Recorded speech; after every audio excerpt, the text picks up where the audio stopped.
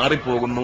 ആ ഒരവസ്ഥയെന്ന് ഇപ്പൊ കുറേശ്ശെ മാറാൻ കഴിഞ്ഞിട്ടുള്ളത് കൊണ്ട് ഞാൻ എന്റെ സഹോദരങ്ങളോട് ഉപദേശിക്കുകയാണ്. ഈ വിശുദ്ധ റമളാൻ മഹാനായ ഇമാം ഗസാലി റഹ്മത്തുള്ളാഹി അലൈഹി പറഞ്ഞു, നോമ്പ് 3 തരത്തിലാണ്. ആദ്യത്തത് വെറും നോമ്പ്. അവര് പകൽ സമയങ്ങളിൽ വയറിനെയും ഗുഹ്യസ്ഥാനത്തെയും അവർ സൂക്ഷിക്കുന്നു, കാലിയാക്കുന്നു. ആ നോമ്പ് കൊണ്ട് ഇമാം ഗസാലി റഹ്മത്തുള്ളാഹി അലൈഹി പറയുന്നത്, അവർക്ക് ആ നോമ്പ് കൊണ്ട് പരലോകത്ത് ചെല്ലുമ്പോൾ അല്ലാഹു തആല നീ എന്തുകൊണ്ട് നോമ്പ് പിടിച്ചില്ല എന്ന് ചോദിക്കൂല, ഫർള് വീടും. പക്ഷെ അവർക്ക് നന്മകളൊന്നും കിട്ടൂല. റമളാനിൽ വെറും വായയും വയറിനെയും ഗുഹ്യസ്ഥാനത്തെയും മാത്രം സൂക്ഷിച്ചതുകൊണ്ട് നന്മയൊന്നും കിട്ടൂല. ആ നോമ്പിന് ഫർള് വീടും. പക്ഷേ രണ്ടാമത്തെ നോമ്പുണ്ട്. ആ നോമ്പങ്ങ് നിർവഹിച്ചാൽ അവൻ അല്ലാഹു റബ്ബുൽ ഇസ്സത്ത് പ്രതിഫലം കൊടുക്കും, അവന്റെ പാപങ്ങൾ പൊറുക്കപ്പെടും. ആ നോമ്പിൽ അല്ലാഹു തആല പറഞ്ഞ ആദ്യത്തെ 10 ദിവസം അവന് റഹ്മത്ത് കിട്ടും, രണ്ടാമത്തെ 10 ദിവസം അവന് മഗ്ഫിറത്ത് കിട്ടും, മൂന്നാമത്തെ 10 ദിവസം അവന് നരകമോചനം കിട്ടും.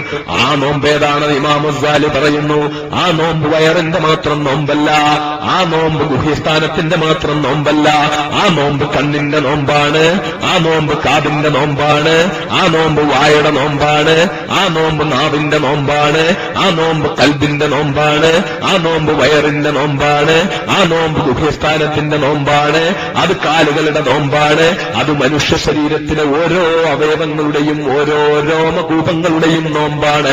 ആ നോമ്പാണ് മുഅ്മിനീങ്ങൾ പിടിക്കേണ്ട നോമ്പ്.